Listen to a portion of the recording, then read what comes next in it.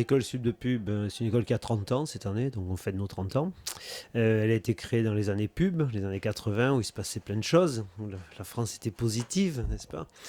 C'est une école qui aujourd'hui a à peu près 2700 élèves, c'est la plus grande de France aujourd'hui en communication.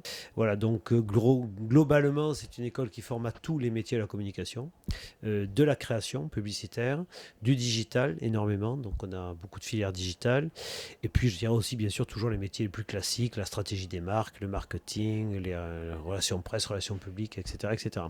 Donc une école très spécialisée qui spécialise beaucoup les étudiants.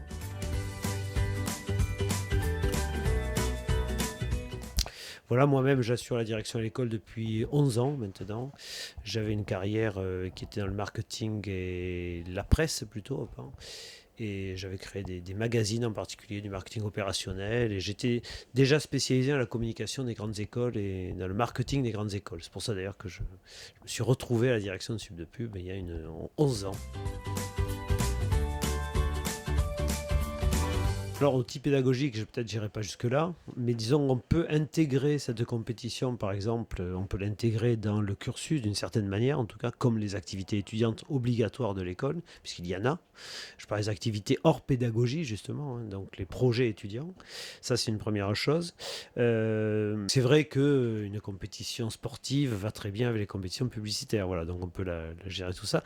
Mais bon, ma difficulté va être donc d'avoir beaucoup de filles à l'école, donc il me faut moi une compétition féminine, bien sûr. Disons que c'est un élément de communication. Voilà. Alors c'est un élément d'animation déjà de la vie étudiante, hein, premièrement. Un élément de communication si on gagne. Bon, si on ne gagne pas, ça devient un moins bon élément de communication, évidemment. On est dans un système de compétition. Donc, plus l'équipe va monter, plus elle gagnera des matchs, plus, je dirais, on pourra s'appuyer sur ce challenge donc pour assurer la communication à l'école, bien évidemment. Oui, bon, l'esprit d'équipe, bien sûr. Ce qui serait intéressant, c'est que l'école aille supporter l'équipe. Voilà, ça c'est déjà important. Parce que trouver une équipe, trouver deux équipes peut-être d'étudiants qui veulent participer, ça me paraît faisable, bien évidemment. Après, ce qui est important, c'est que l'école joue le jeu derrière et que surtout les étudiants de l'école jouent le jeu. Ça, c'est beaucoup plus difficile déjà, hein, d'aller supporter, voir les matchs là-dessus. Alors, plus ils monteront le classement, plus il se passera quelque chose, hein, logiquement. Oui, donc ça sera intéressant si tous les étudiants jouent le jeu. C'est-à-dire si on arrive à mobiliser autour de l'équipe. Bon, il y a l'équipe elle-même, bien sûr, mais tout ce qu'on peut mobiliser autour de l'équipe et éventuellement créer d'ailleurs d'autres événements autour de votre challenge, par exemple. Voilà, des choses comme ça.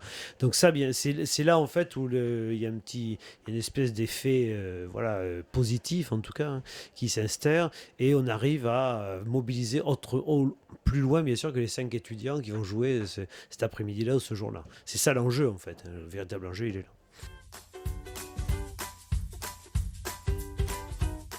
Disons que vous, c'est ce qu'on appellera la valeur d'usage en plus, hein. Il y a le foot d'un côté, mais il y a également l'utilité immédiate qu'on peut avoir en rencontrant des partenaires entreprises.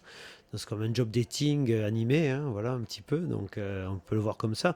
Donc ça, tous les vecteurs sont bons aujourd'hui, hein. Il n'y a pas de mauvais vecteur pour rencontrer une entreprise, chercher un emploi, se faire remarquer d'une façon ou d'une autre. Le sport, c'est très apprécié les entreprises aujourd'hui, en tout cas la participation sportive. Il y en a qui sponsorisent des sportifs de haut niveau, donc au groupe INSEC, on a un organisme qui fait que ça, la formation des anciens sportifs de haut niveau, donc on est bien impliqué, hein, dans ce milieu. Donc bien sûr, ça c'est positif. Pour vous, c'est sans doute aussi un axe de développement qui est important pour votre challenge en termes d'image, en termes d'efficacité, bien évidemment, par rapport juste au challenge sportif.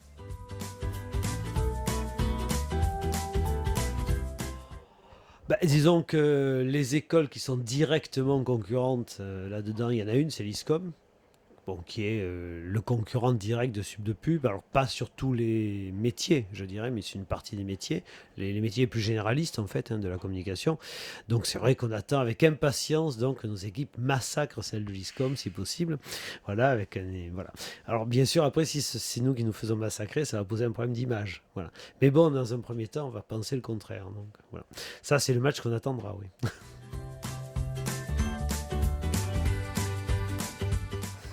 Les nations qui sont aujourd'hui, je dirais, à la fois modernes, branchées, qualitative, je dirais moderne, parce que c'est important, c'est-à-dire, voilà, je dirais le Canada, peut-être. Voilà, c'est de plus serait le Canada. Pour moi, c'est un pays qui, je pense, a plein d'atouts en termes d'image, en termes de réalité économique, en termes d'espace physique, d'espace.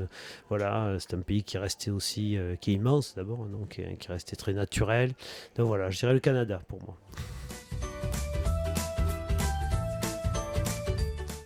Oui, oui, bien sûr. Donc là, en fait, c'est comme dans les vestiaires, vous voyez. Donc, de face, on dira, vous voyez, c'est merveilleux. Dans les vestiaires, je dirais massacrer-les, gagner. Il n'y a rien d'autre qui compte, de toute façon. Voilà. Seule la victoire est belle.